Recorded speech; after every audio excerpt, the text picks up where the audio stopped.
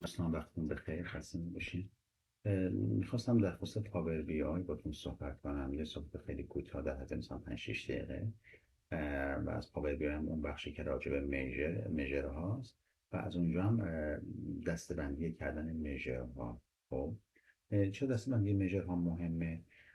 چون به همیشه دیتا سورس های ما اینقدر محدود و کوچولو نیستن که من بتونم به راحتی فیلد های خودم رو توش ببینم به راحتی با یک نگاه و میجرها من ببینم. خب اگه همیشه اینجوری بود که خیلی خوب بود، ولی چون معمولا ما به این شکل نیستیم، این در واقع دیتا ستای ما همیشه به این کوچیکی نیستن، خب ما دچار زحمت میشیم و برای اینکه بتونیم به میجرهایی که از قبل تعریف کردیم دسترسی پیدا کنیم.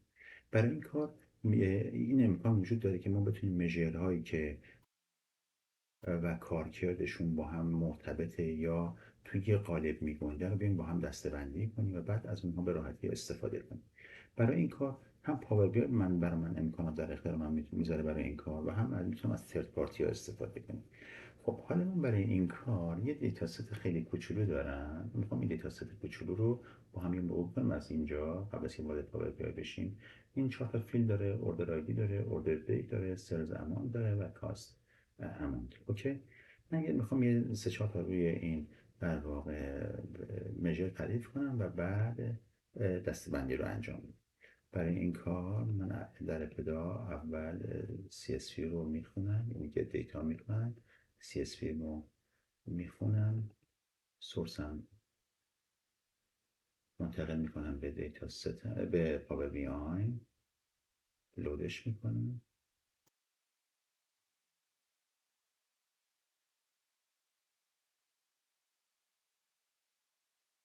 تیبل ها.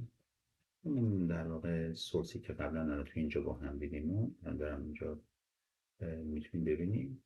دوستان این فرمت این دیتا هم عوض کنم که راحت تر باشه ارتباط بگیرم. خب حالا میام سه چهار تا در واقع میجر تعریف می‌کنم. یه روش میجر تعریف کردم که روی تیبلم یا همون سورس هم اگر راست کلیک کنم نیو میجر میتونم بزنم، یا میتونم بیام از روی در واقع تیبل تولز هم نیو میجر رو انتخاب کنم. خب بنابراین من نیو میجر رو انتخاب میکنم. تو سایه باشه با سامه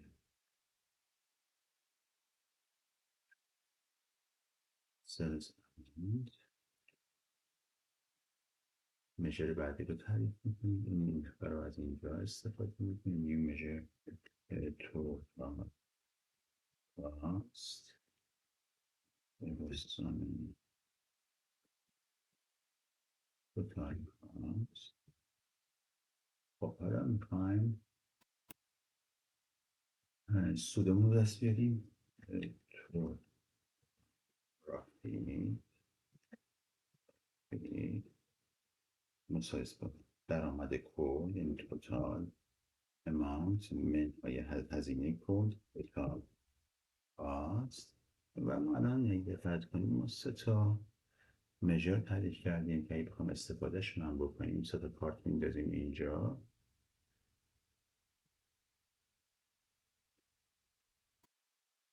اینجا و بعد این قسمت که بک‌گراند هم بهش بدیم بعد نیست یه سر شکل بگیره. میتونم کپی ازش میگیریم.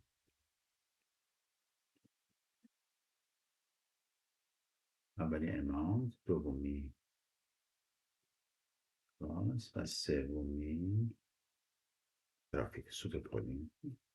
خب همونجور که عرض کردم اینجا دیتاست من دیتاست بزرگی نیست که مثلا من نتونم فیلد هامو تشخیص بدم، نمیدونم در واقع مژر هامو پیدا کنم. الان که من با یه نگاه کردم میتونم به همه چی دسترسی پیدا کنم. ولی خب چون همیشه اینجوری نیست، پاور بی به من یه امکانی میده که من بتونم اینا رو دسته بندی کنم. برای اینکه میان رو بیام دسته بندی کنم میرم توی مدل، روی هر آبجکتی که وایسم از سمت راست یه پراپرتی دارم، یعنی رو خود تیبله وایسم، روی فیلد وایسم یا روی یک میجر. خب وقتی روی میجر وایسادم توی ستون یا اون پنل پراپرتی یه امکان دارم به نام دیسپلی فیلتر. من الان روی توتال امانت وایسادم، میجر توتال امانت، میام بخش تو پراپرتی دیسپلی پر فولدر رایت میکنم سلز KPI. الان اگه من اینو اینتر بزنم این بخشی فولدر ظاهر میشه و این سلز اماونت زیر مجموعه اون فولدر قرار میگیره. اوکی. همین کار رو میتونم برای، یعنی همین فولدر رو برای سلز توتال کاست هم انجام بدم. درست.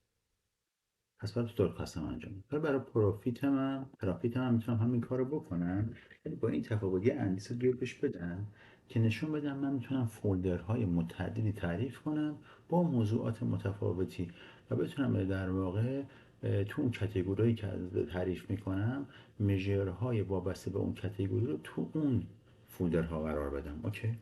خب پس این یه روشش این بود. یه روش هم میتونستم بیام اینجا یه بخش ریپورت اومدم، بیام اینجا روی اکسترنال تولز. من اینجا دو تا ترد پارتی دارم.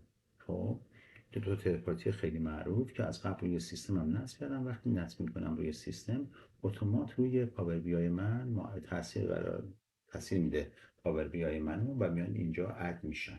یکی دکس استادیو که یه ابزار بسیار قدرتمند و فری هست. یه ابزاری به نام تابولار ادیتور که نسخه دوش رایگانه ولی نسخه سه نه. نسخه سه خب به تب چون رایگان نیست امکانات ویژه‌تری داره، از یه آیدی بهتری هم برخورداره، ولی همین ورژن دو هم برای من کار میکنه به راحتی و اون امکاناتی که من ازش استفاده کردم و میتونم از این طریق به شما ارائه بدم.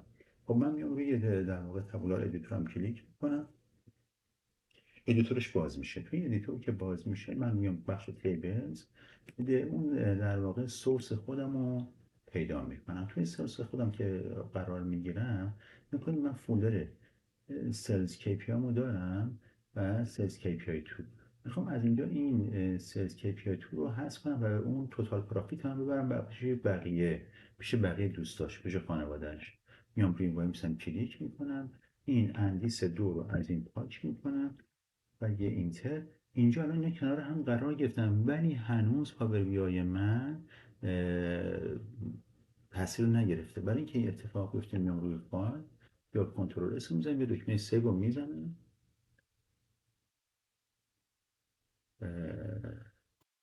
بله الان اینجا هم اتفاق افتاده و من الان اون قسمت رو دارم. یعنی چی؟ یعنی اون سه فولدر سلز KPI 2 من هست شده و همه مژرهای من تحت یک فولدر واحد قرار گرفتن که اونم سلز KPI.